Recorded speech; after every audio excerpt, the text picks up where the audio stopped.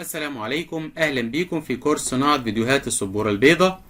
وفي محاضرة النهاردة هنتكلم على ازاي نضيف الموسيقى او نحملها من خارج البرنامج، وهنتعلم مع بعض ازاي نضيف التعليق الصوتي، وهناخد برنامج اوداسيتي وازاي نسطبه على الجهاز عندك، وهنتعلم مونتاج الصوت بطريقة عملية، وازاي نضيف الساوند افكت على الفيديو بتاعنا. وفي نهاية المحاضرة النهاردة بنديكوا هدية على الكورس، وهو عبارة عن برنامج مونتاج بالكراك بتاعه شغال معاك مدى الحياة. أول حاجة هناخدها النهاردة هي إزاي نضيف الموسيقى أو نحملها من خارج البرنامج. احنا قلنا في الواجهة الرئيسية بتاعت الفيديو سكرايب أنت عندك أيقونة خاصة بالميوزك، وهي الأيقونة اللي ظاهرة أمامكم على الشاشة. بمجرد ما أنت بتضغط عليها بتدخلك على مكتبة المقاطع الموسيقية. طبعا دي مكتبة غنية جدا، والمكتبة هنا مصنفة بطريقتين، إما كاتيجوري أو فئات، أو تم تصنيفها حسب بقى الاسم أو المقاطع الموسيقية طويلة ولا قصيرة، أو سلو ولا فاست سريعة ولا إيه ولا بطيئة. طبعا أنت هنا بتبدأ بقى بتدور في المقاطع الموسيقية ديت، وبتبدأ تختار المقطع أو الموسيقى اللي مناسبة للفيديو بتاعك أو المشروع بتاعك. دي أول صفحة عندك، بعد كده بتخش على الصفحة التانية ثم الصفحة التالتة وإيه وهكذا. طبعا ممكن نجرب حاجة مثلا زي كده أهي نشوفها مع بعض. دي هنا صوت الموسيقى، ما عجبتكش تختار الموسيقى التانية، مثلا موسيقى زي كده.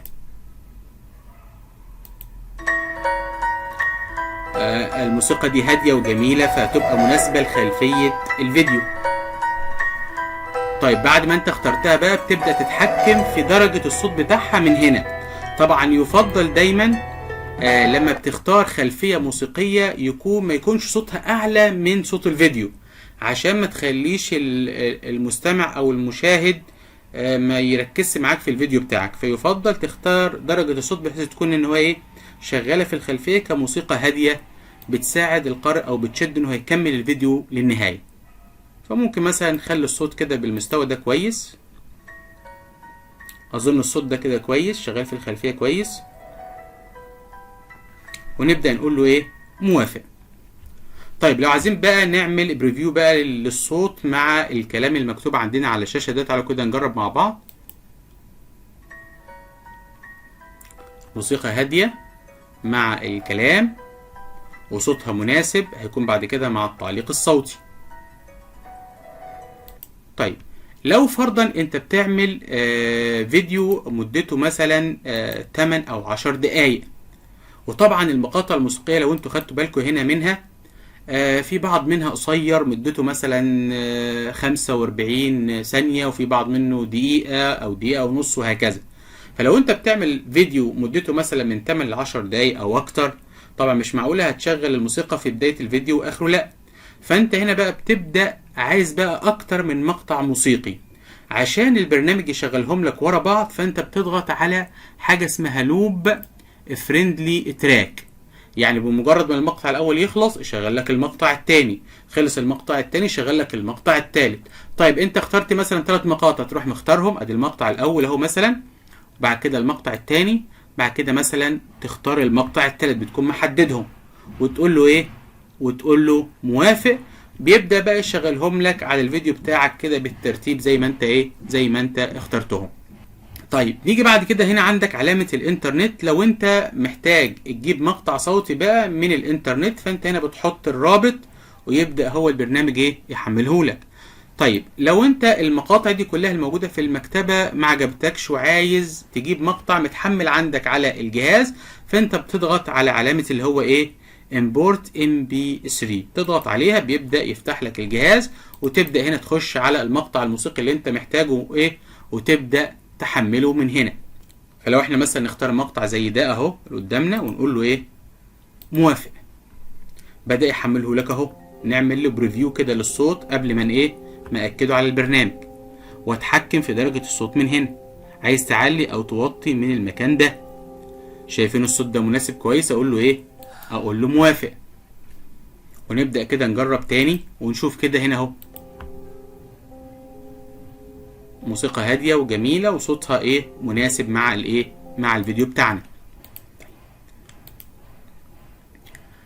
لو فرضا انت ما عندكش موسيقى عندك لا على الجهاز ولا في حاجة عجبتك من مكتبة البرنامج، في اللحظة دي بقى بنروح بقى لمصادر تانية نجيب منها المقاطع الصوتية، او عندنا مصدر مهم جدا بنجيب منه وهو موقع البيكسابي.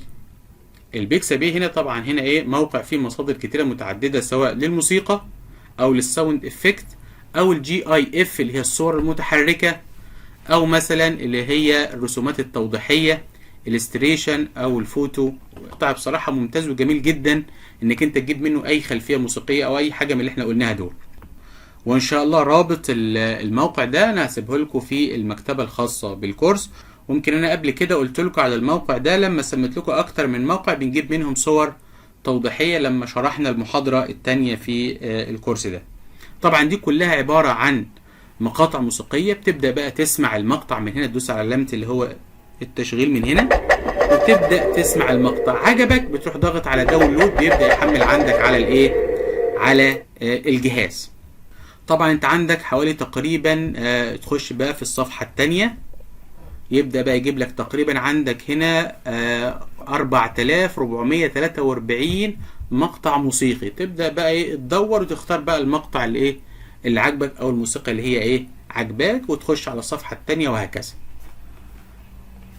طيب حملت الموسيقى بقى، ترجع تدخلها على البرنامج زي ما احنا قلنا، تضغط على علامة الموسيقى وتروح ضاغط على import mp3 وتخش عندك على الجهاز وتختار المقطع الموسيقي اللي انت نزلته وتضيفه على الايه على البرنامج. نيجي بعد كده للجزء الثاني في المحاضرة وهو ازاي نضيف التعليق الصوتي. طبعا احنا عندنا علامة المايك موجودة على الواجهة الرئيسية للبرنامج الفيديو سكرايب، وهي اللي انا بشار عليها بالماوس حاليا. بتضغط عليها وبتبدأ تضيف اللي هو المقطع الصوتي. طبعا هنا بيديك اختيارين، اما انك انت تسجل المقطع الصوتي على برنامج الفيديو سكرايب مباشرة، او انك انت تجيب مقطع موجود عندك على الجهاز وبتحمله. طبعا اول اختيار انا ما بنصحش بيه، لان طبعا وانت بتسجل الصوت بتاعك ممكن يكون في بعض الاخطاء، في دوشة مثلا في التسجيل بتاعك، في حاجة محتاج تحذفها. فانت ايه ما يفضلش ان احنا نسجل مباشرة على الفيديو سكرايب، وانما احنا بنسجل على برنامج خارجي وبنعمل مونتاج للصوت، وبعد كده ببدأ بدخل الصوت من المكان ده. طبعا بتحمل المقطع من هنا import mp3 وتضغط وتكون عندك طبعا المقطع موجود عندك على الجهاز، وتقول له ايه موافق واوبن، وبيبدأ يحمل لك المقطع الصوتي. طيب يا ترى ايه البرنامج اللي احنا بنسجل بيه الصوت بتاعنا ونعمل له مونتاج؟ طبعا من اشهر البرامج هو برنامج اوداسيتي، وطبعا ده برنامج اعتبر سهل الاستخدام، واجهته بسيطة، يعتبر من افضل البرامج لعمل او لمونتاج الصوت للغير محترفين. دي حاجة. الحاجة التانية البرنامج اساسا فري غير مدفوع. طب ننزله ازاي؟ انا سيب لكم الرابط في مكتبة الكورس. طبعا بمجرد ما بنضغط على الرابط بيفتح معاك الصفحة بالمنظر دوت. هتلاقي عندك داونلود اوداسيتي انستول ويز نو اكسترا، بتروح ضغط عليه بيبدأ يعمل عندك داون لود. طبعا بيحمل عندنا اهو. طبعا كده حمل البرنامج معاك، بتروح انت ضاغط على ايه تفتح البرنامج. طبعا بيقول لك هنا اختار اللغة، وبتقول له هنا ايه موافق، وبيقول لك هنا سيت اب، وتضغط على ايه نيكست. طبعا انا البرنامج هنا ايه مسطبه عندي فنيكست، وهتبدأ تقول له ايه نيكست، وهيقول لك انستول. طبعا انا البرنامج عندي مسطبه عندي على الجهاز. بمجرد ما بتسطبه بتكون عندك واجهة البرنامج بالمنظر ده، ايه الايقونة او الشورت كات بتاع البرنامج، تضغط عليه مرتين وتبدأ تفتحه. طبعا دي واجهة البرنامج، واجهة بسيطة وسهلة الاستخدام. طبعا لو انت عاوز تبدأ التسجيل بتضغط على علامة الزرار الاحمر ده. لو عايز توقف التسجيل بتضغط على المربع ده، او تضغط على المسطرة من لوحة المفاتيح. ولو عايز انت تسمع الصوت اللي انت سجلته بتضغط على علامة المثلث الصغير ده. فتعالوا كده نسجل مقطع كده نجرب فيه ازاي بنسجل وازاي نعمل عليه مونتاج. طبعا في البداية قبل ما تسجل يفضل تسيب ثانيتين او 3، وهقول لك ليه واحنا بنمنتج بنسيبهم دول.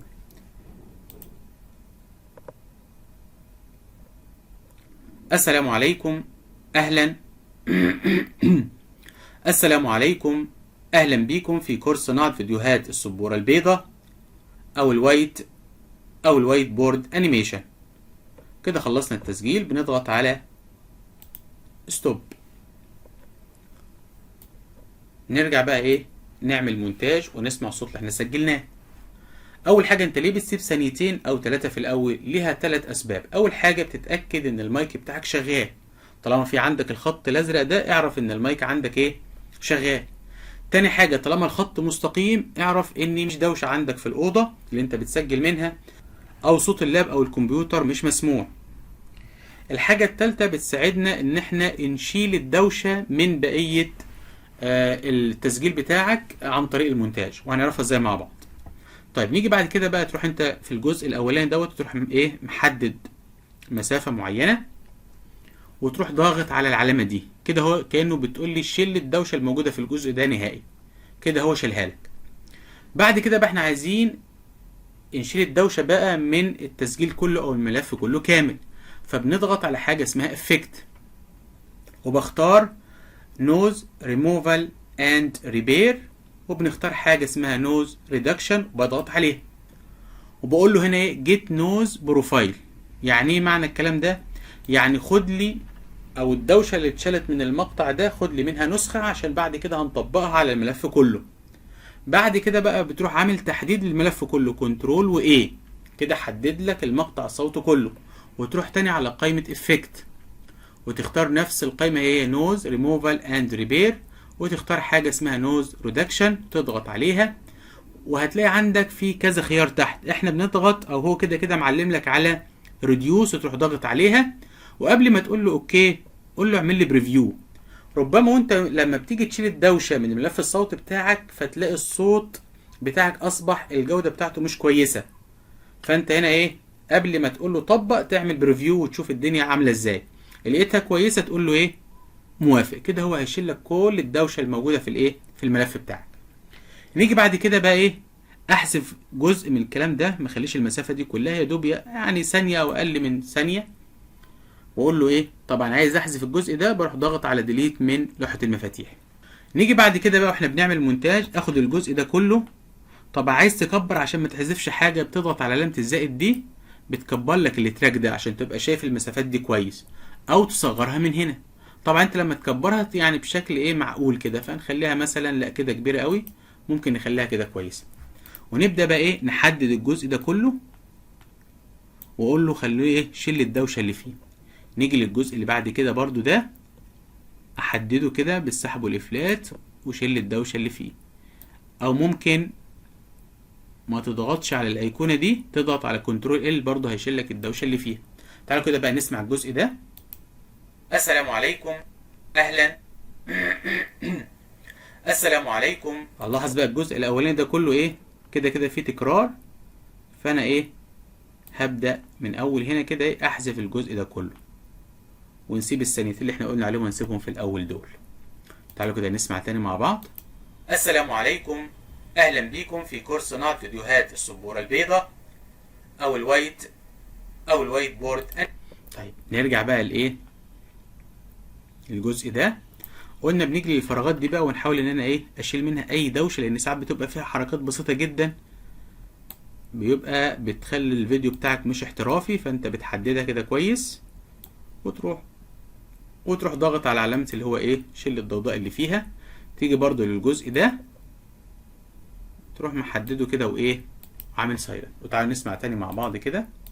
السلام عليكم، اهلا بيكم في كورس صناعة فيديوهات السبورة البيضاء. شايفين الجزء ده فراغ كبير قوي، فاحنا ممكن نقلله. تيجي مثلا منه كده تروح محدد واخد جزء وتقول له ايه ديليت، ونكمل مع بعض. او الوايت بورد انيميشن. هنا لاحظنا فيه تكرار، فاحنا بنحذف الجزء المكرر هو الجزء ده اهو. نسمعه تاني كده مع بعض. او الوايت بورد انيميشن. نروح جايين كده ايه الجزء ده كله نحذفه اهو. نسمع تاني كده مع بعض. او الوايت بورد انيميشن. كده خلصنا التسجيل. طبعا ده كله زيادة، فانا هنسيب مسافة كده في الاخر ونحذف الجزء ده ايه كله كامل. نيجي بقى نعمل ايه، احذف الدوشة اللي موجودة في الاخر هنا، وبرضو اللي هي في الجزء ده برضو ايه نحاول نخليها ايه سايلنت. وتعالوا نسمع كده التسجيل كله على بعضه. السلام عليكم، اهلا بيكم في كورس صناعة فيديوهات السبورة البيضاء او الوايت بورد انيميشن. طيب لو انت مثلا عايز تعمل فاصل زمني مثلا في المكان ده، تعالوا كده نسمعه. اهلا بيكم في كورس صناعة فيديوهات السبورة البيضاء. نسمعها تاني. اهلا بيكم في كورس صناعة فيديوهات مثلا بعد جملة اهلا بيكم. اهلا بيكم في كورس صناعة فيديوهات السبورة. هنلاقي مثلا هنا ايه في المكان ده اسيب فراغ زي ده. هعمل ايه مثلا؟ عادي جدا اجي هنا كده واروح واخد جزء من الفراغ ده، احدده واقول له ايه كوبي كنترول سي، وتروح جاي في المكان ده وتروح عامل ايه بيست. وتعالوا كده نسمع مع بعض. اهلا بيكم في كورس صناعة فيديوهات السبورة البيضاء او الوايت بورد انيميشن. طبعا احنا ضفنا هنا، حسيت ان هو حصل زي فراغ كده. طبعا انت بتحاول بقى تختار المكان الوقفة المناسبة وتضيفها. طيب لو انت بتسجل وحسيت ان الصوت بتاعك مش عالي قوي، عايز تعليه كمان شوية، فبنعمل ايه؟ بتحدد الملف كله كنترول A، وتروح برضو رايح على قائمة افكت، وتختار حاجة اسمها فوليوم اند كومبريشن، وتروح مختار امبليفاي. طبعا زي ما احنا قلنا قبل ما تقول له ابلاي اعمل بريفيو، شوف الصوت بتاعك عامل ازاي. السلام عليكم، اظن الصوت كده ايه في كورس صناعة كويس جدا. فنقول له ايه ابلاي. تحس ان الصوت بدأ يعلى معاك اهو. اسمع تاني كده. السلام عليكم، اهلا بيكم في كورس صناعة فيديوهات. تمام كده. انا شايف الجزء اللي احنا ضفناه هنا ايه مش احترافي، فاحنا ممكن نحذفه اهو. نحذفه تاني كده اهو. نسمع. اهلا بيكم في كورس صناعة فيديوهات تاني زي ما هي الاول اهي. طيب نيجي بعد كده بقى عايزين نعمل حركة احترافية في الفيديو بتاعنا. دايما بيقول لك في الفيديو الاحترافي او التسجيل الاحترافي لما تيجي تتكلم ما يفضلش يكون صوتك عالي كله مرة واحدة، يبدأ واطي ويعلى بالتدريج. فبنعملها ازاي دي؟ نيجي في كده في بداية التسجيل، في بداية الصوت العالي ده، ونختار حاجة بسيطة جدا اهي، وروح رايح على قائمة افكت، ونختار حاجة اسمها فيدنج اهي، واختار حاجة اسمها فيد ان، بيخلي لك الصوت بيعلى بالتدريج. تعالوا كده نسمعها مع بعض. السلام عليكم، اهو تحسوا ايه كان واطي وعلي مرة واحدة. برضو في نهاية الفيديو قال لك يفضل، او عشان يبقى الفيديو بتاعك احترافي، ما يبقاش مثلا الصوت يقف مرة واحدة كده، وانما ايه بيبقى كان عالي وبعد كده ايه بيقل بالتدريج. فبتيجي لاخر جزئية كده في التسجيل بتاعك ومحددها، وبرضو تروح رايح لإفكت ومختار فيدنج، وبعد كده فيد اوت، بيخلي الصوت بيقل بالتدريج. تعالوا كده نسمعها مع بعض. بورد انيميشن. تمام كده. كده اصبح الايه المقطع الصوتي بتاعك عملت له مونتاج، شلت الدوشه اللي فيه، عليته كويس، عملت له فيد ان وفيد اوت للبدايه والنهايه. اصبح كده ايه جاهز انك انت تحفظه عندك على الجهاز. طيب نحفظه ازاي بقى؟ روح ضاغطين على قائمه فايل، واضغط على حاجه اسمها اكسبورت اديو. طيب واقول له هنا ايه خزن المقطع ده عندك على الايه على الجهاز بتاعك، اكسبورت تو كمبيوتر. ناخد بالنا بقى في الصندوق الحواري ده مهم جدا. هنا بيقول لك طبعا فايل نيم، فانت هتسميه مثلا هنقول الوايت بورد. طيب هنا بقى فورمات ده مهم جدا. طبعا هنا عندك اكتر من صيغه انك انت تطلع بيها التسجيل بتاعك ده. افضل صيغه تحفظ بيها اللي هي MP3، عشان بعد كده لما تيجي تدخله عندك على الفيديو سكرايب تعرف انك انت ايه تسحبه على البرنامج. لكن لو خرج باي صيغه تانية الفيديو سكرايب مش هيشوف الملف ده.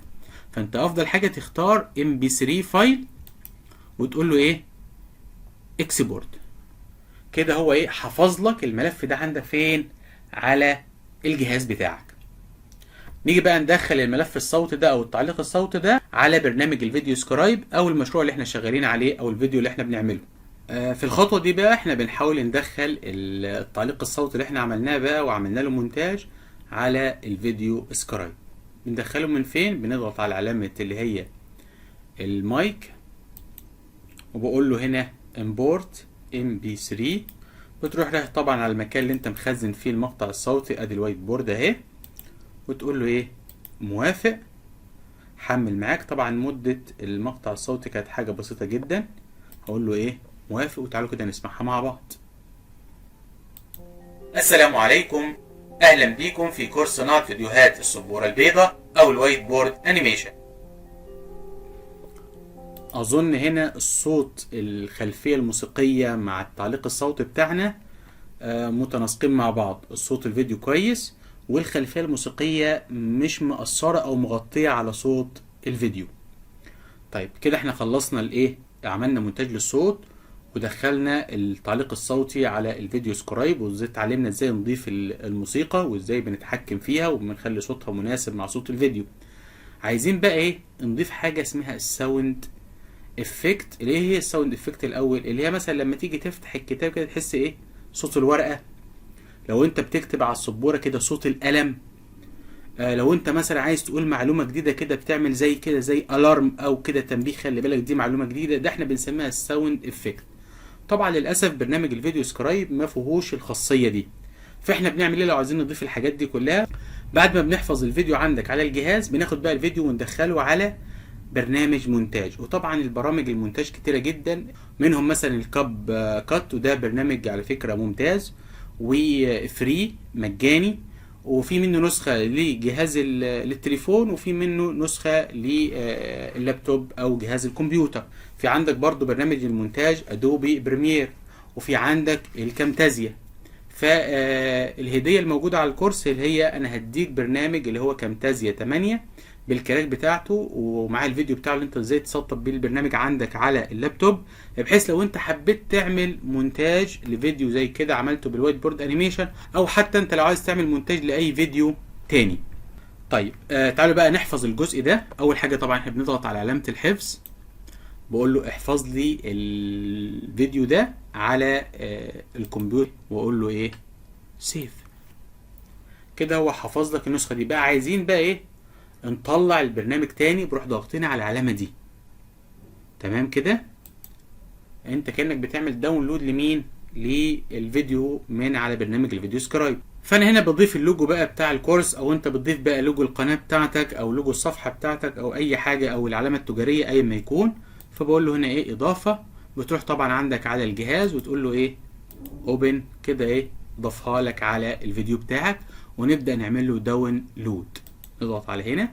طبعا هنا احنا الفيديو بنحفظه بصيغة ال AVI، ونخليها هنا نفس السايز 640 نورمال، ونخلي الفريم ريت اللي هو ال 25، ما نحاولش نزود عليه اي حاجة. هنا لو عايز تديله اسم مفيش مشكلة، عايز تسيبه زي ما هو كده عادي جدا مفيهاش اي حاجة. طبعا هنا بيحفظها لك هنا على الايه، على الديسكتوب في الفولدر اللي هو الكورس. نضغط كده اقول له موافق. طبعا هنا بننتظر ايه، يعني من 5 ل10 دقايق حسب بقى مدة الفيديو، لحد ما ايه ما يحمل الفيديو بتاعك ايه كامل. طبعا هنا بيعتمد هو التحميل بتاع الفيديو بتاعك على مدة الفيديو، على سرعة الانترنت عندك. كده هو حمل. بكم في كورس صناعة فيديوهات السبورة البيضاء او الوايت بورد انيميشن. كده هو حمل معاك خلاص الفيديو. تقفله بقى وتعالوا بقى نعمل له مونتاج عشان ندخل عليه الساوند افكت. طبعا ده شكل برنامج اللي هو الكامتازيا 8 اللي هو برنامج المونتاج. طبعا انا ان شاء الله هسيب لكم على مكتبة الكورس الرابط بتاعه بالكراك بازاي نسطبه عندك على الجهاز، وبيفضل عندك مدى الحياة بقى تعمل بيه بقى مونتاج لأي حاجة تانية بعد كده. طبعا بنضغط عليه مرتين ونبدأ نفتحه. دي واجهة برنامج اللي هو كامتازيا 8. طبعا هنا في الجزء الأسود ده بيظهر لك الشاشة بتاعة الفيديو، هنا بقى الملفات اللي انت هتشتغل عليها، وهنا التراك أو الصوت اللي انت هتسمعه، وتبدأ بقى تعمل له كات أو تضيف المؤثرات اللي انت عايز تضيفها. وهنعرف بقى كل الايقونات دي واحنا بايه بنعمل مونتاج للفيديو اللي احنا ايه نزلناه. طبعا هنا لو انت عايز تسجل الشاشة بتاعة الكمبيوتر وانت بتشرح عليها، هنا لو عايز بقى تجيب الملف اللي انت هتعمل عليه مونتاج، فبنضغط على المكان ده بيفتح لك الديسكتوب، وتروح للكورس بتاعك، وهناخد الفيديو بتاعنا اللي هو ده ونقول له ايه اوبن. كده هو بيجيب لك الفيديو في المكان ده. تبدا بقى انت عايز تنزله في التراك اللي تحت، تروح انت سحبه بالسحب والافلات وتحطه هنا كده، هو بيحمل معاك. ادي ايه الشاشه بتاعت الفيديو. او انك انت كليك يمين وتقول له هنا ايه اد تايم لاين ات بلاي هيد، او بالسحب والافلات. تمام كده. تبدا بقى انت تكبر الفيديو هنا بحيث يملى الشاشه عن طريق السحب والايه والافلات. عايز تشغل تروح ضاغط هنا يبدا يشغل. السلام عليكم، الفيديو اهلا هنا بيكم في كورس وادي صناعه اللي هو فيديوهات ايه السبوره التراك لاين. البيضاء او الوايت بورد انيميشن. تمام كده. طيب عايزين بقى ان احنا نجيب بقى اللي هو ايه، قلنا الساوند افكت، قلنا بنجيبها ازاي. ادي موقع اللي هو ايه بيكساباي، وطبعا زي ما احنا قلنا الرابط عندك موجود في مكتبة الكورس. طبعا انت هنا محتاج بقى ايه الساوند افكت، تضغط عليها بيبدأ بقى يديك نماذج للساوند افكت. اسمع بقى اللي انت محتاجه بقى وتبدأ تنزل حسب الفيديو بتاعك. عندك تخش بعد كده على الصفحة التانية وتسمع اللي انت ايه اللي انت عايزه. تعالوا كده نسمع حاجة زي دي كده. دي صوتها مش ايه مش مناسب. تعالوا مثلا نروح للصفحة اللي بعد كده، صفحة 2، ونشوف حاجة. نشوف الصفحة اللي بعد كده صفحة 3. نشوف كده الصوت ده كده. الصوت ده او حاجة زي كده اهو. يعني تختار بقى انت الافكت اللي انت محتاجه. عايز تنزلها بتروح ضغط على داونلود، هتبدأ تنزل معاك. نزلتها تبدأ بقى انك انت تضيفها على برنامج المونتاج من هنا. عايز بقى تضيف الملف تروح ضغط امبورت ميديا، تبدأ انك انت تجيب بقى اللي هو ايه الجزء بتاع الموف اللي هو احنا قلنا الجزء ده، الملف ده والملفين دول مع بعض مختارهم. عايز تسمعهم تعالى كده حطهم كده فوق هنا وشوف اهو. طبعا انت بتحطهم في تراك تاني بقى، لما تسحب افلات ما تحطهمش في نفس التراك ده، بتحطهم بقى ايه في تراك تاني. تعال نرجع خطوة هنا لو عايز ترجع خطوة. طبعا هو هنا فاتح لك تراك واحد، لو انت ضفت الصوت ده بتحطه فوق هنا كده بيروح هو فاتح لك تراك تاني. طب عايز تضيف الصوت اللي بعده تحطه بقى في التراك اللي بعده وهكذا. تضيف تراكات زي ما انت ايه عايز. بنعمل تراجع من هنا. تعالوا نسمع الساوند افكت ده. تمام كده. طيب نحطها فين بقى؟ تعالوا بقى نحطها بشكل بقى احترافي. نبدأ نسمع الفيديو كده مع بعض اهو. السلام عليكم، اهلا بيكم في كورس صناعه فيديوهات السبوره البيضاء. شفت بقى في قلبة الصفحة دي المفروض يعمل الصوت ده. تعالوا كده ايه، فانا ببدأ باخد هنا اهي ونبدأ نحطها في المكان ده.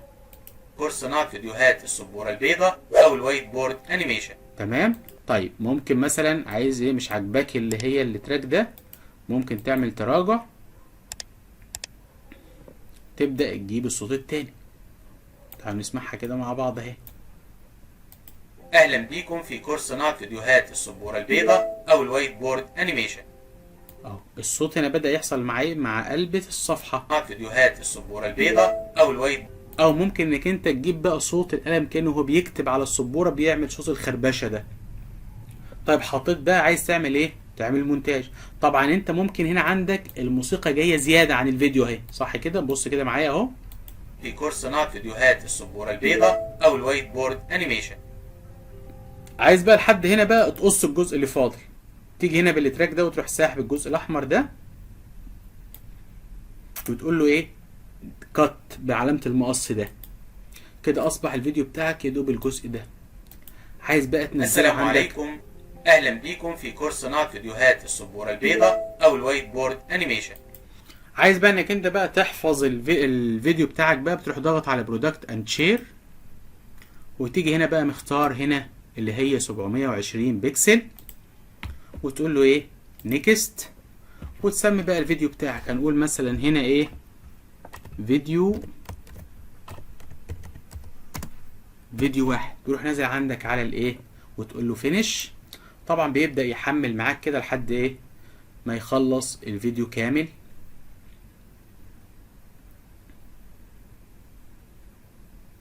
كده اصبح الفيديو بتاعك جاهز. السلام عليكم، اهلا بيكم في كورس صناعه فيديوهات السبوره البيضاء او الوايت بورد. خدت بالك من الصوت ده بتاع الساوند افكت.